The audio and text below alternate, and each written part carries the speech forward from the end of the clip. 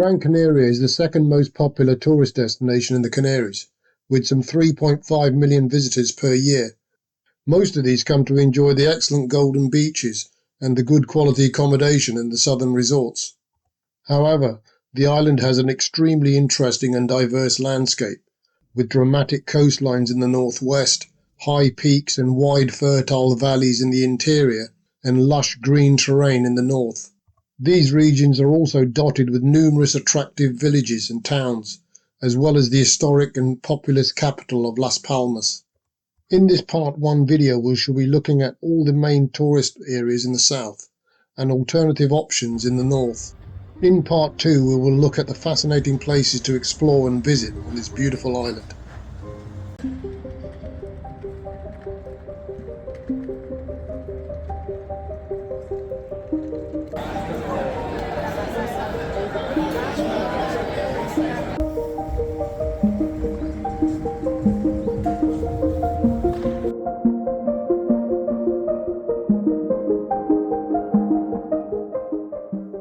The main resorts are restricted to relatively small areas in the arid south and southwest, due to most of the western coastline being too rugged for habitation. Aguete in the northwest and Las Palmas offer alternative tourist options. As most people are familiar with the popular resorts such as Playa de Inglés and Maspalomas in the south, we shall begin by going north to the attractive Aguete area, which includes the town of Aguete and Puerto de las Nieves.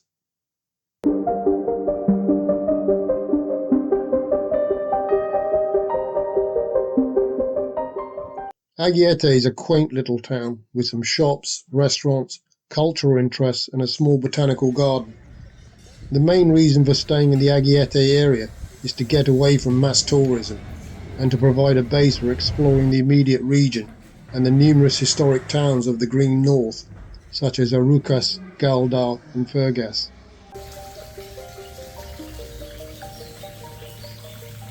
The nearby cultivated Aguete Valley has some lovely villages with a number of vineyards which can be visited. Puerto Nieves is home to the Fred Olson ferry terminal and has a variety of reasonable restaurants, cafes, bars and basic accommodation. The beaches here, however, are not great. There are also several natural seawater pools. It's worth noting that as for all the westerly mountainous Canary Islands, the weather in the north in the winter period can be slightly cooler, cloudier and wetter than in the south. However, during our trip in November it was warmer than usual at 25 to 27 degrees Celsius. We stayed for a few days at the Occidental Hotel, the most luxurious one here, although there are a number of cheaper hotels and a variety of value apartments and guest houses.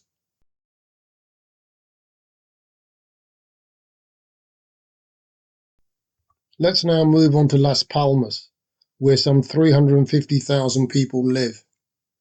Here there is the option to stay at the large city beach, Las Canteras, which has many hotels, bars and restaurants along the seafront.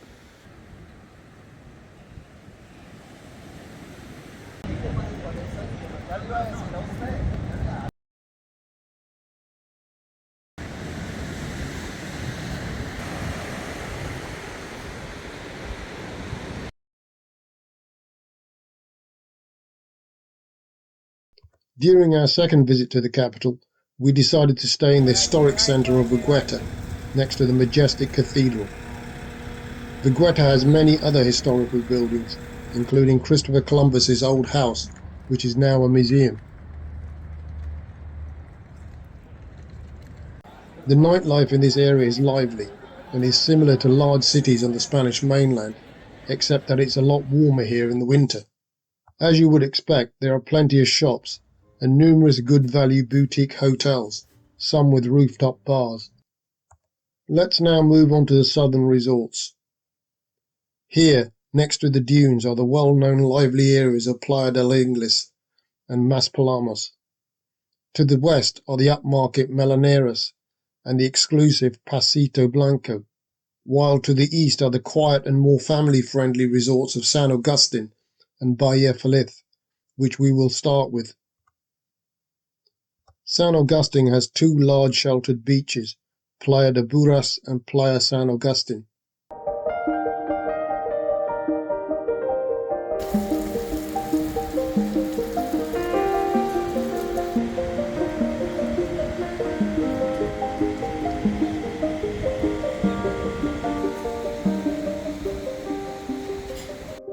There are many decent hotels and apartment complexes around the area. We stayed at these lovely apartments in April.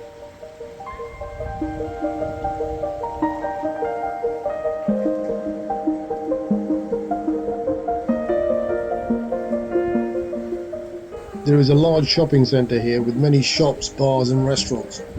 There are also a variety of other restaurants within the immediate vicinity.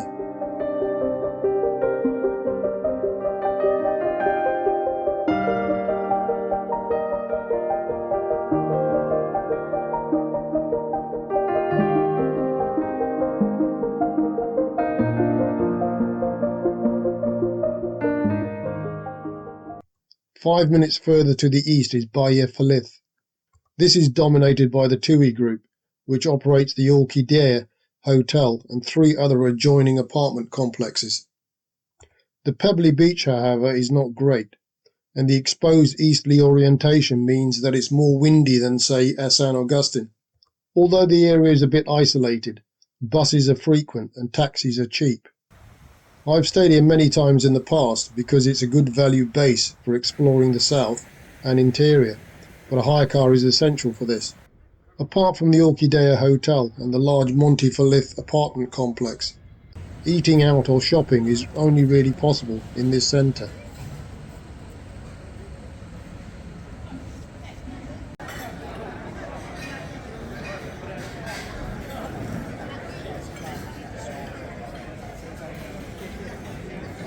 For larger groups, the Blue Bay and Monte Feliz on the upper end of Playa Feliz offer great value spacious apartments. We also stayed at Las Pitas apartments for a couple of days in November.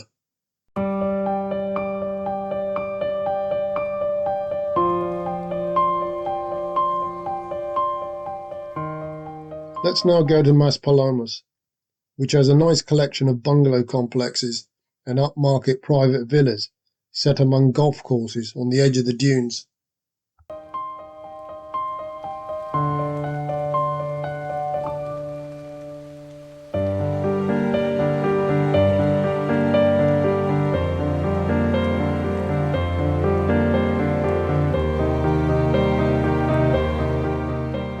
The nicer bit of Playa de Inglés is located on the edge of the dunes near the famous Rui Hotel.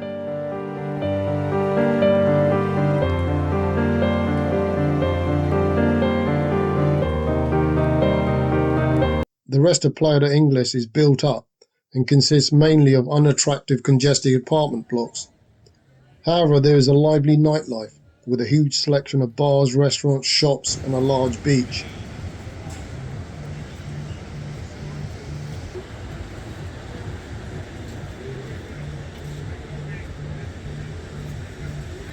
The area has been popular with the gay community for many decades, and the Jumbo shopping centre acts as a hub in the evenings, but everybody is welcome.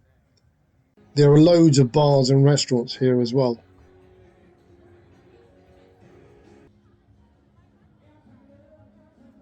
Elsewhere there's a huge selection of restaurants and other bars, including a number of popular Irish pubs.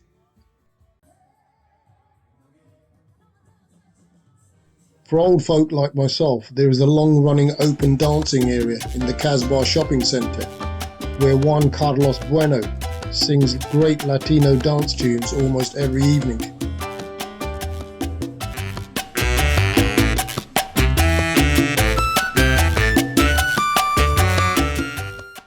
Melaneros is an area on the west side of the Maspalomas lighthouse and is home to many upmarket expensive luxury resort hotels.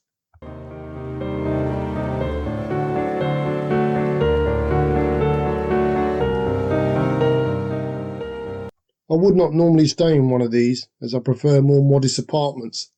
However, we made an exception and stayed for 2 nights in this place next to the promenade. I didn't use any of the outdoor facilities as I prefer exploring or going walking.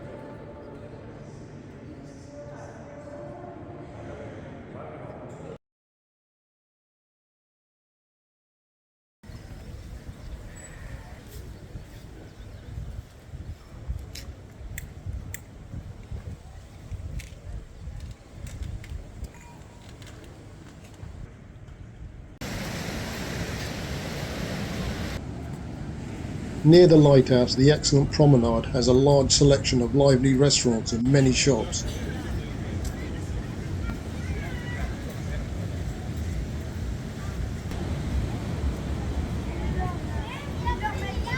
The huge Maspalomas beach is on the other side of the lighthouse.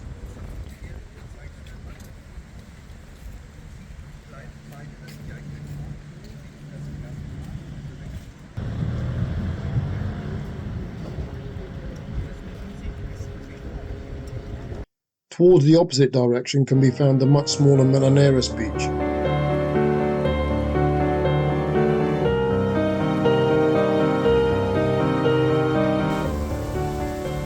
Further along the coast is the exclusive development of Pasito Blanco, where only residents' cars are permitted. There is a huge marina here, and many private and rental apartments and small villas. There is also a beach that is accessible by foot.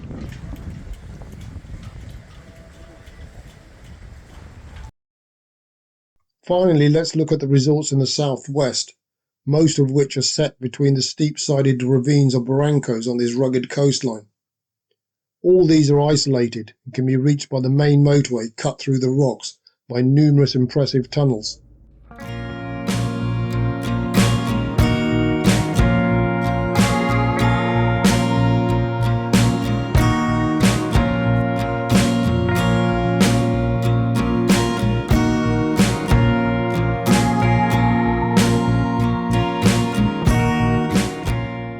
The furthest one is the town of Puerto Mogan, which is by far the nicest place to stay in.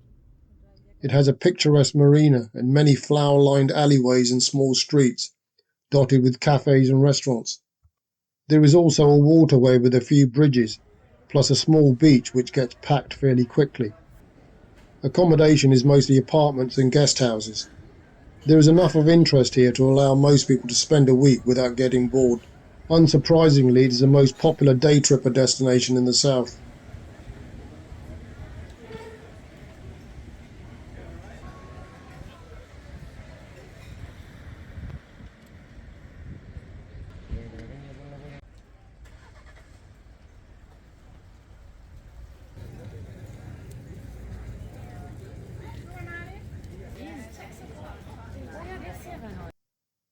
Going across to the next barranco is the small resort of Tarito, which has a beach and terraced accommodation, but not much else of interest.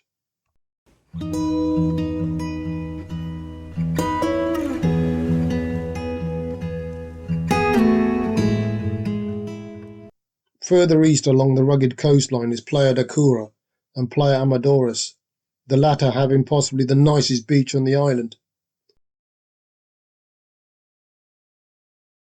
Inconveniently and necessarily, however, the accommodation in both places is set high up into the cliffs, and there are few shops or restaurants outside the hotels. Unless you like going to the beach every day, there is little else to do without a car. As a general observation, all the southern tourist resorts in Gran Canaria are located in arid, isolated areas, where there are few other local towns or villages or interesting countryside within easy reach to add variety to the holiday. This is in contrast to, say, the tourist south of Tenerife, where local villages and dramatic terrain is within 15 minutes drive up the hills or along the coast. Further along the coastal road we reach Puerto Rico, which is a popular tourist and expat resort with a range of steeply terraced hotels and apartment complexes, a large beach and many shops and restaurants.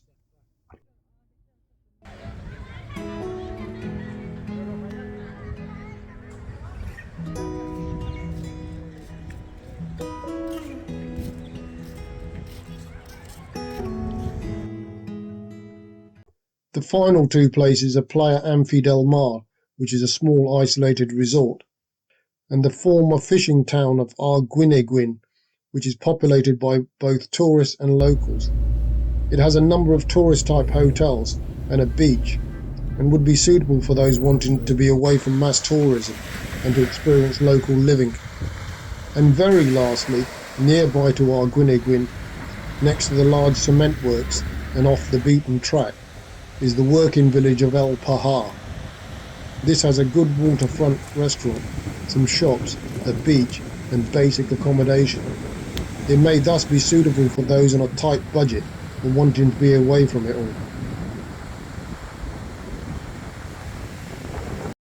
So to sum up, the southern resorts have many great beaches and a good range of tourist facilities and are great for the majority of tourists.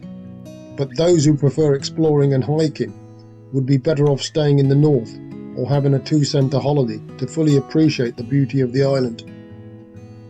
In part 2 we shall look at some of the fascinating places of interest in the interior and north, including the historic villages.